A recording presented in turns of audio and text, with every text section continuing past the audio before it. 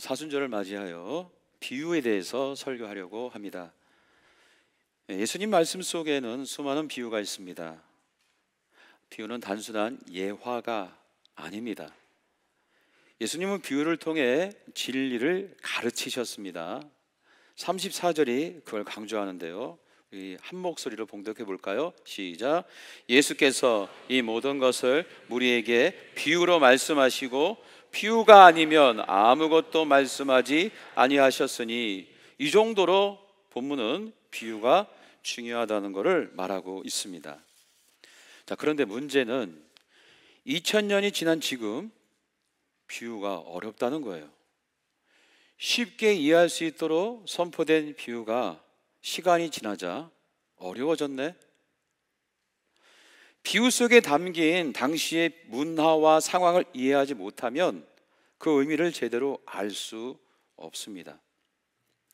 우리가 비유를 바로 이해하지 못하면 잘못된 해석에 빠지게 되고, 이단들이 이거를 이용해서 자신들의 해석만이 정답인 양 주장하면 거기에 그냥 빠지는 거예요. 그래서 오늘 비유란 무엇인가, 그리고 비유를 어떻게 읽어야 하는가에 대해서 이야기하려 합니다. 비유를 전달하는 방식은 이렇습니다. 비유 속에 은유와 상징이 있는데 그 은유와 상징을 담아서 전달하는 방식이 바로 비유입니다. 한번 따라서 합시다. 은유와 상징. 은유와 상징. 은유와 상징은 우리의 일상에도 많이 있어요. 내 마음은 호수다, 이렇게 글을 쓸 때 은유법을 사용하거나, 교통 법규 표시가 다 상징이죠.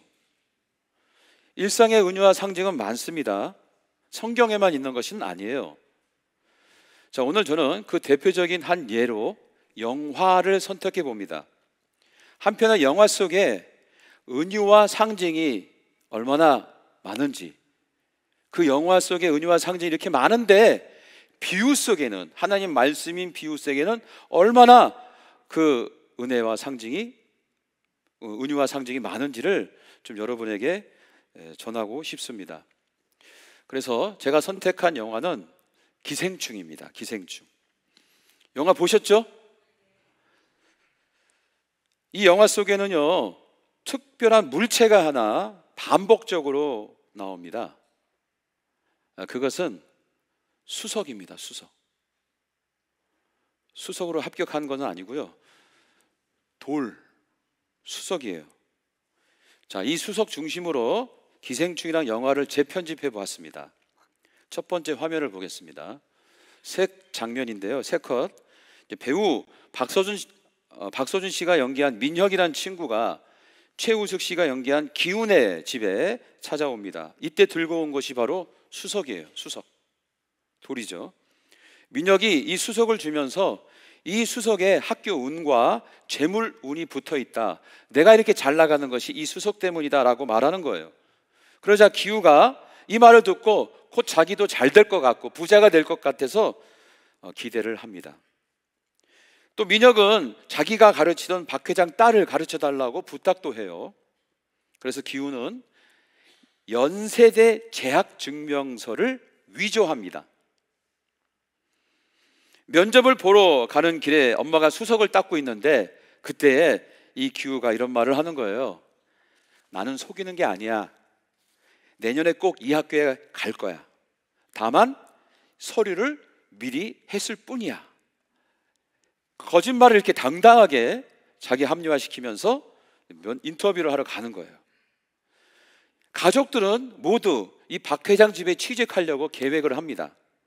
엄마는 기존에 있는 가정부를 내쫓고 그 자리에 취직하려고 하죠.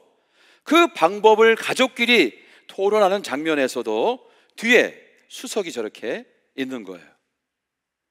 그래서 이 수석은 이제 단순한 돌이 아니라 이 가족에게 성공과 부의 상징이 되고 삶을 바꿀 마법과 같은 존재가 돼버려요.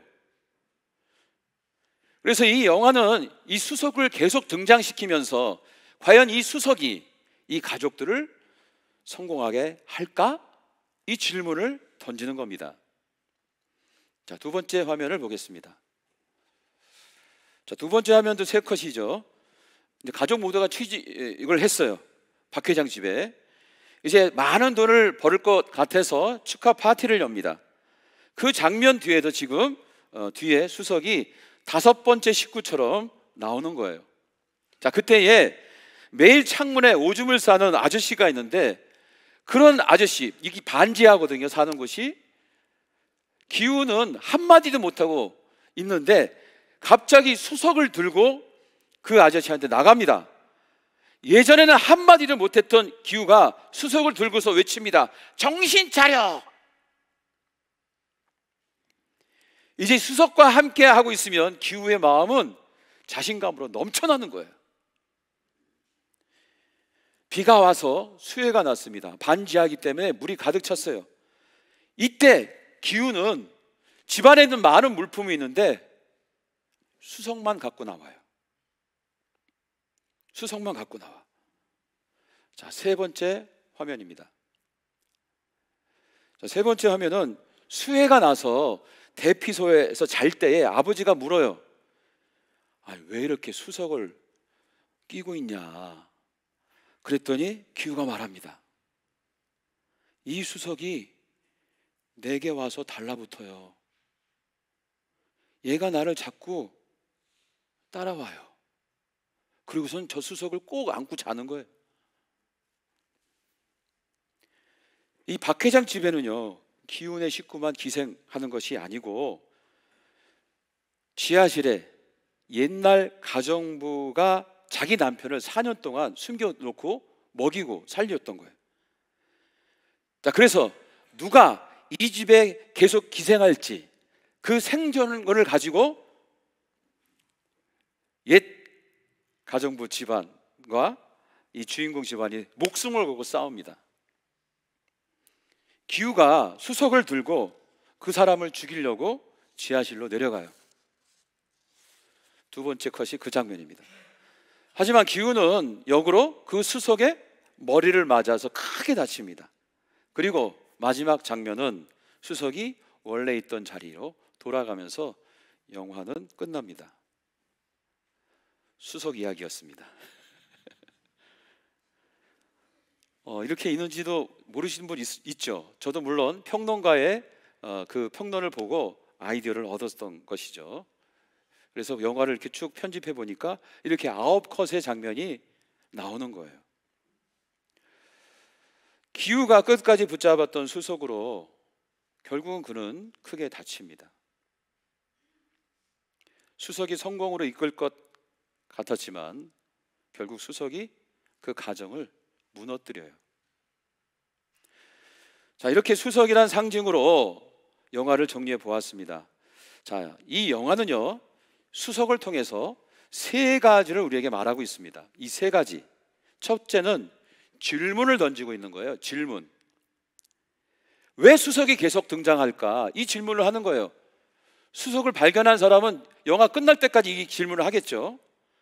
또 왜 기우가 끝까지 이 수석을 내려놓지 못하고 끼고 살까? 이것도 질문이 가능합니다. 우리 수석의 이야기를 들으면서 그러면 우리가 놓지 못하는 것은 뭔가? 우리가 붙잡고 있는 것이 정말 나를 살리는 것인가? 아니면 죽이는 것인가? 이런 질문을 하게 하는 겁니다. 둘째는 이 영화가 이 수석을 통해서 말하고자 하는 거 교훈입니다. 교훈. 수석은 허황된 꿈을 상징해요. 기우는 수석이 자신을 살리고 성공시킬 거라고 믿지만은 결국 수석이 그를 무너뜨려요. 기우가 끝까지 붙잡았던 것이 결국 그를 망가뜨린 거예요. 우리가 지금 붙잡고 있는 것이 나를 살리는 것인지 죽이는 것인지 돌아봐야 한다는 것입니다. 그리고 3번째, 이 수석의 이야기로 이 영화는 우리한테 저항의 의미를 도전하고 있습니다. 저항. 영화에서 이 수석은 또 하나 상징이 있는데 중산층의 꿈입니다. 중상층은 주류사회로 들어가는 것이 꿈이잖아요. 재벌이 되고. 근데 그렇게 될 수 없다는 거예요. 헛된 꿈이라는 겁니다. 중산층이 그런 향한 그 욕심과 욕망으로 살면 몰락하게 된다는 문제 제기를 이 수석을 통해서 하고 있는 거예요. 자, 제가 왜 이 영화를 이야기하냐 하면 성경의 비유도 이와 같은 관점으로 봐야 한다는 걸 말씀드리고 싶은 거예요. 비유를 볼 때에 그냥 비유해서 하나의 메시지, 그냥 비유가 뜻하는 단어 하나를 연결하는 그런 수준이 아닌, 이 비유에서 예수님께서 말씀하신 풍성한 의미를 찾기 위해서는 오늘 이 세 가지의 관점을 가지고 봐야 한다는 것입니다. 예수의 비유를 보고 질문하라는 거예요. 질문. 비유에 어떤 교훈이 있는지 찾아보라는 것입니다. 그리고 저항이라는 키워드로 비유를 봐야 새로운 깨달음이 열려요. 왜냐하면 예수님께서 그 당시에 핵심 질서인 율법과 성전에 저항하셨기 때문입니다. 우리 예수님은 우리에게 구원의 가치, 하나님 은혜와 사랑의 가치를, 더 큰 가치를 우리에게 가르치기 위해서 그 당시 아주 굳건히 세워졌던 율법의 시스템과 성전의 시스템에 저항하셨어요. 그러므로 우리가 비유를 볼 때 이 저항의 관점으로 보는 것은 새로운 의미와 하나님의 뜻을, 예수님의 뜻을 아는데 귀한 통로가 된다는 것이에요. 그래서 한번 따라서 합시다. 질문, 저항, 교훈. 자, 이런 방식으로 비유를 읽으면 좋다, 이렇게 말씀드리고 여러분에게 맡기면 잘 안 하시잖아요.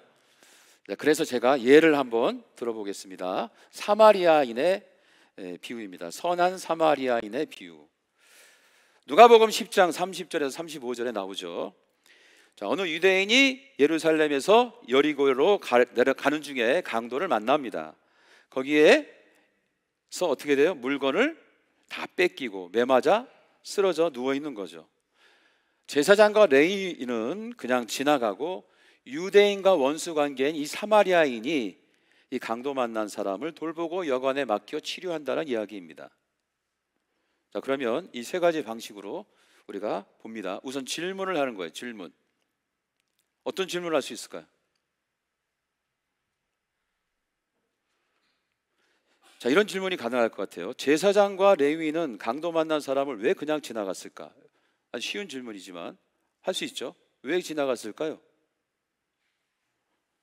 바빠서? 왜 지나갔을까? 그냥 강도 만난 사람 힘든데, 죽을지도 모르는데. 이 사람들한테는 어떤 문제가 있는 걸까요?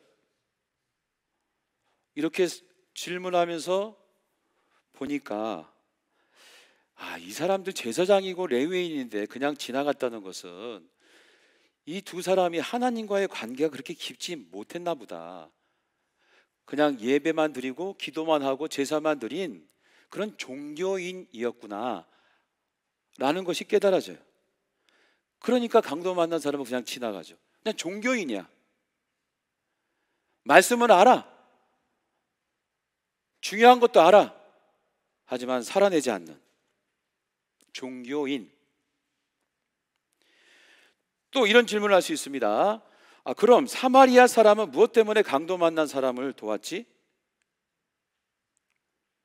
여유가 있어서? 여유가 아니면 도대체 이 사마리아인의 어떤 모습이 이런 친절을 베풀게 했을까? 그 근원은 뭘까? 이런 질문을 하는 거예요. 자, 이런 질문으로 성경을 보니 33절이 눈에 확 들어오는 겁니다. 같이 읽어봅시다. 시작. 거기 이르러 그를 보고 불쌍히 여겨. 갑자기? 사마리아인이 강도 만난 사람을 불쌍히 여겼다고? 이 불쌍히 여겨라는 단어는요, 예수님께서 아픈 자들을 볼 때마다 사용했던 단어예요.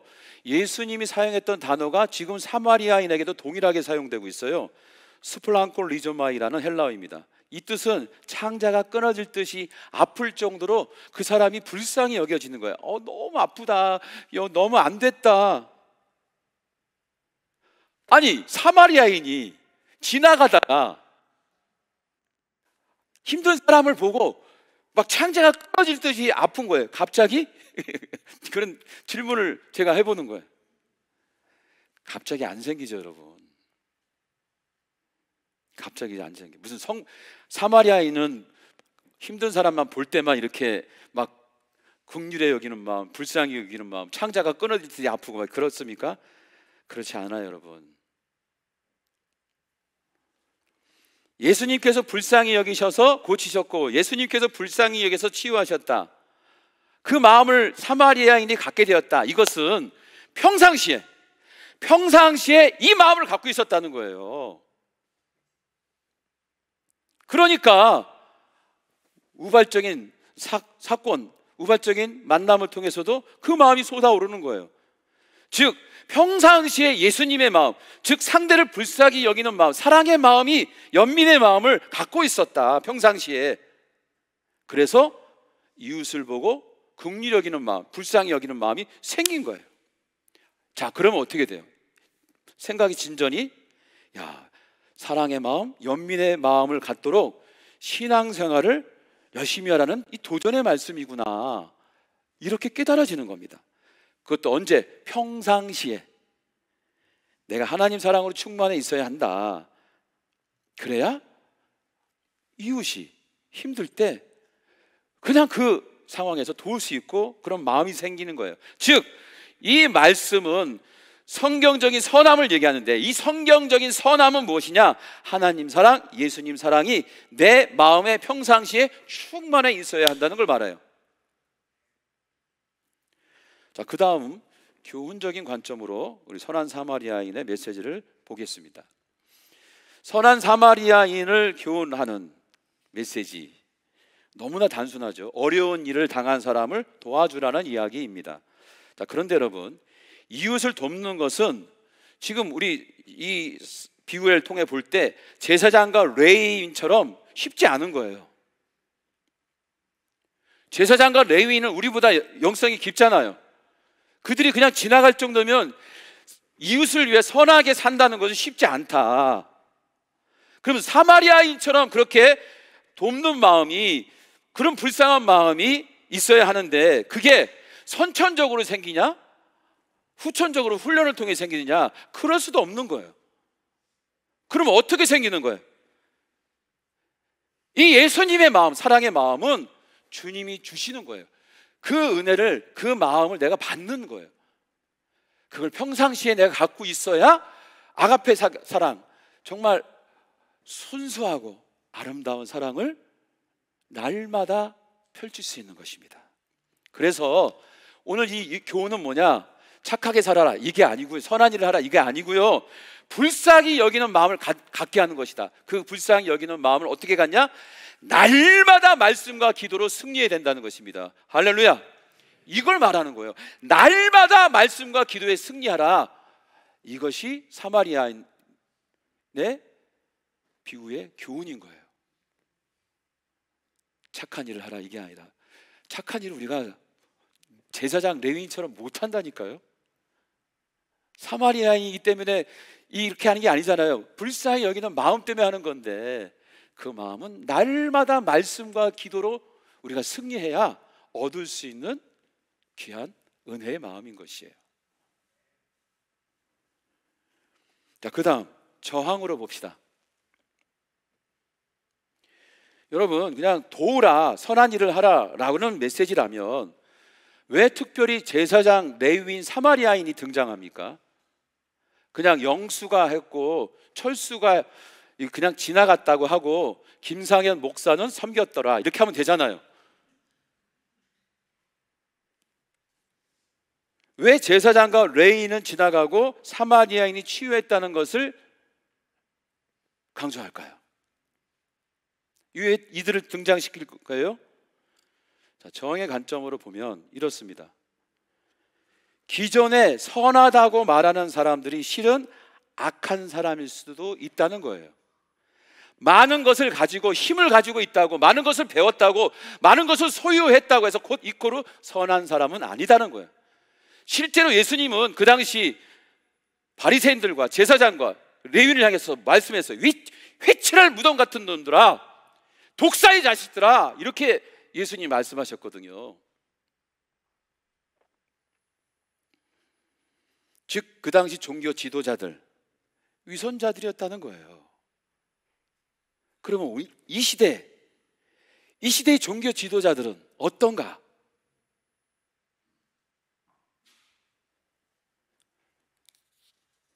우리가 나쁜 사람이라고 생각하는 오히려 그 사람이 선한 사람일 수 있다는 거예요.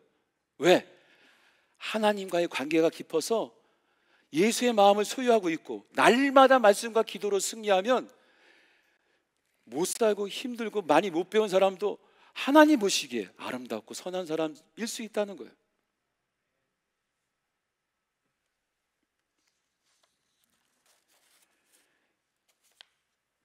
예수님은 이 비유를 통해서 종교 지도자들의 위선을 고발하고 진정한 신앙인이 무엇인지 도전하고 있습니다.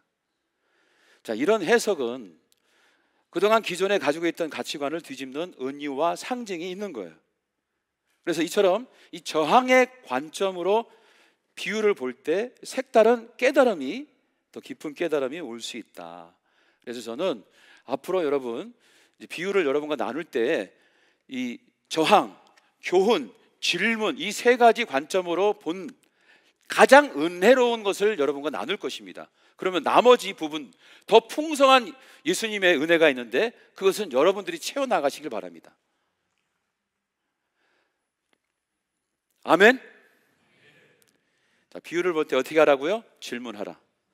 또 어떻게 하라고요? 교훈을 생각하라. 또 어떻게 하라고요? 저항의 관점으로 봐라. 자, 어느 날 항해사가 배를 타고 먼 바다를 향하고 있었습니다.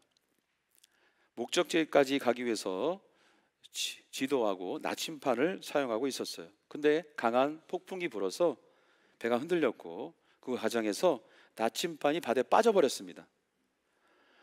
항해사는 당황했지만은 대략 내가 방향도 알고 있고 그냥 내 감을 믿고 한번 가보자 라고 생각하며 배를 몰기 시작했어요. 근데 점점 시간이 지나자 방향을 잃게 되는 거예요. 결국 예상치 못한 암초를 만나서 배가 좌초되고 말았습니다. 그제야 깨닫는 거예요. 나침판이 없으면 아무리 항해 기술 좋아도 절대 안전하게 목적지에 갈 수 없구나. 나침판이 있어도 내가 그곳을 향해 가지 않으면 도달하지 못하는구나. 여러분, 우리의 신앙도 마찬가지입니다. 말씀을 아는 것만으로는 부족합니다. 나침판이 어디를 향하고 있다는 것만 알고 있는 것은 부족한 거예요. 가야죠. 걸어서 가야죠. 그곳을 향해 걸어서 가야죠. 아니면 항해를 해야죠. 그 말씀을 살아내지 않으면 우리도 나침판 없이 표류하는 항해사처럼 믿음의 길에서 길을 잃고 결국 무너지는 겁니다. 사랑하는 성도 여러분, 성경은 우리의 나침판이에요. 비유는 그 나침판의 바늘입니다. 하지만 그것을 붙잡고 방향만 알았다고 우리가 모든 것을 알고 그것을 봤다고 해서 끝나는 게 아니에요. 말씀의 능력은 실행에 있는 거예요. 실행. 우리가 비유를 함께 나누는 것은 이 안에 있는 메시지를 여러분과 함께 살아내고자 하는 제 마음이 있는 거예요. 비유 하나를 알게 되어 한 걸음 걷고 또 말씀을 알게 되어 또 한 걸음 걸어 주님이 말씀하신 그 방향을 향해 뚜벅뚜벅 걷는 것이 중요하다. 한번 따라서 합시다. 살아내기 위해서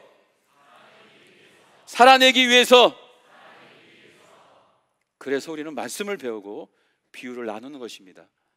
사순절 깨달음에서만 멈추지 말고 그 깨달음을 한 걸음 한 걸음 살아내어서 주님이 칭찬하는 성숙한 크리스찬, 아름다운 공동체가 되기를 주의 이름으로 축원합니다. 사순절 주님이 다시 오는 그날 때까지 말씀을 배우는 것을 넘어서 그 말씀대로 우리 한번 살아냅시다. 그 결단의 마음으로 일어서 함께 찬양하겠습니다.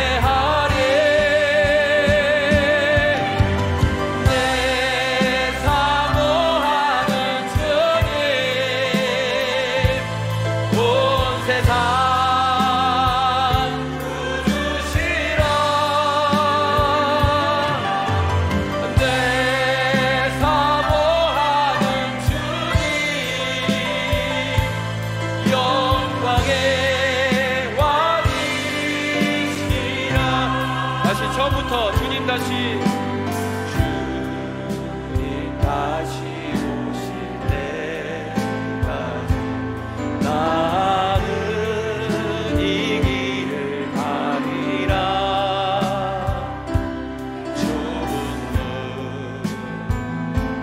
좁은 길 나의 십자가 지고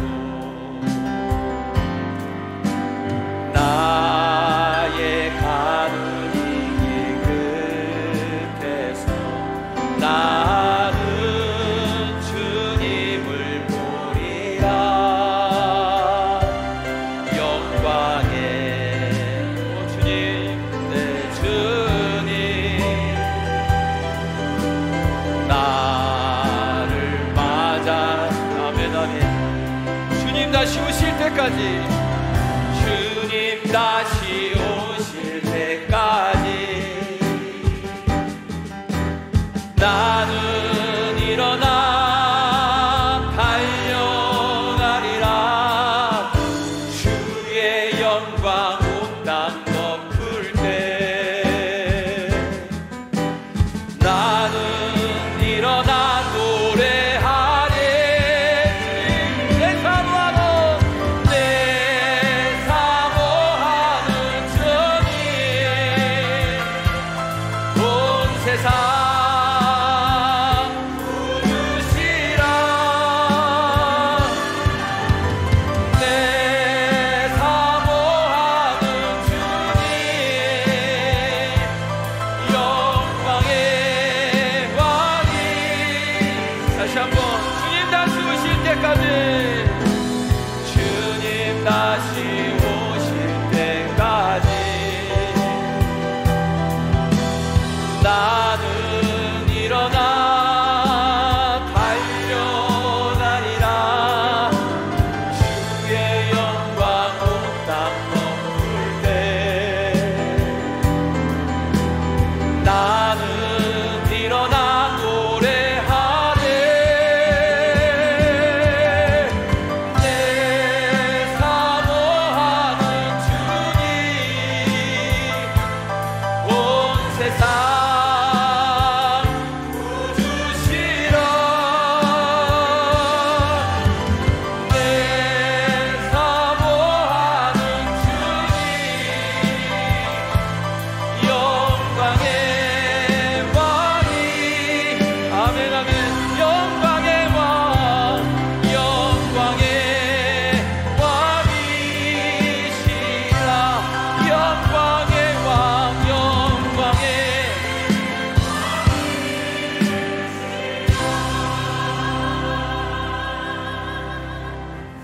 함께 기도합니다. 기도할 때 우리가 예수의 길을 걷는 모습을 상상해 봅니다. 좁은 길입니다. 좁은 문입니다. 그래서 우리가 지치고 힘들고 그 길을 걷는 게 어렵습니다. 하지만 우리 예수님, 멈추지 않고 퇴보하지 않는 예수의 길을 뚜벅뚜벅 걷는 예수를 향해 오늘도 한 발을 내딛는 그 영혼을 향해 함께 하십니다. 지쳐있을 때 위로하시고 힘을 주시고, 주저앉고 싶을 때 업어주시고 격려하고 응원하면서 주의 길을 뚜벅뚜벅 묵묵히 걷는 하나님의 자녀를 위하여 함께 동행하십니다.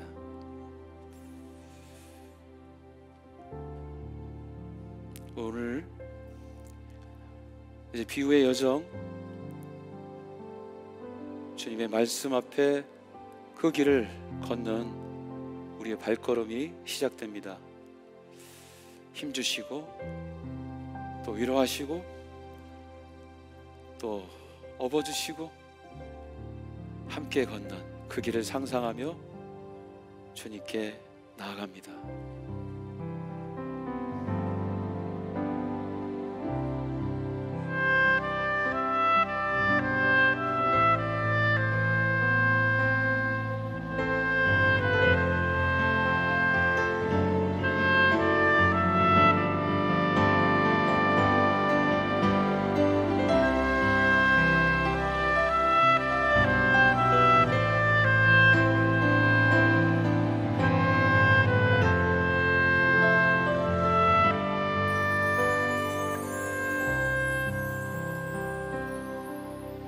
이제는 우리 주 예수 그리스도의 은혜와 하늘아버지의 극진하신 사랑과 성령님의 감화감동 역사하심이 묵묵히 주만 바라보며 주의 길을 걷는 모든 권속들의 그 발걸음 위에, 가정과 사업장과 우리 교회 열방과 민족 위에 이제부터 영원토록 함께하기를 간절히 축원하옵나이다. 아멘.